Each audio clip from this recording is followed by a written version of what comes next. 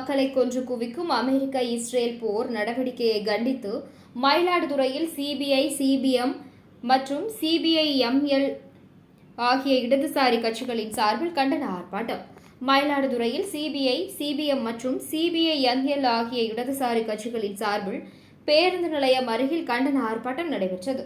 CPM மாவட்ட செயலாளர் B. Srinivasan, CBI மாவட்ட செயலாளர் ஏ. சீனிவாசன், சிபிஐ-எம்எல் மாவட்ட செயலாளர் குணசேகரன் ஆகியோர் தலைமையில் நடைபெற்ற இந்த ஆர்ப்பாட்டத்தில் பாலஸ்தீனத்தை தாக்கி அழித்து வரும் இஸ்ரேலின் ராணுவ நடவடிக்கையை கண்டித்தும், போரில் ஈடுபடாத அப்பாவி பொதுமக்களையும் குழந்தைகளையும் படுகொலை செய்வதை நிறுத்த வலியுறுத்தியும், உலகில் போர் பதற்றத்தை உருவாக்கி வரும் அமெரிக்க ஏகாபத்தியத்தின் போர் வெறியை கண்டித்தும், போரினால் பாதிக்கப்பட்ட மக்களை பாதுகாத்திட ஐநா சபை தலையிட்டு மருத்துவ சிகிச்சை, உணவு மற்றும் மறுவாழ்வு ஆகியவற்றை உறுதிப்படுத்த வலியுறுத்தியும், சுயேட்சையான பாலஸ்தீனம் அமைவதற்கான ஐநாவின் தீர்மானத்தை உடனடியாக அமல்படுத்த வலியுறுத்தியும், பாலஸ்தீன மக்களை கொன்று குவிக்க ஆயுதங்களை அனுப்பி வைக்கும் மத்திய அரசை கண்டித்தும் கட்சி நிர்வாகிகள் பலர் பேசினர்.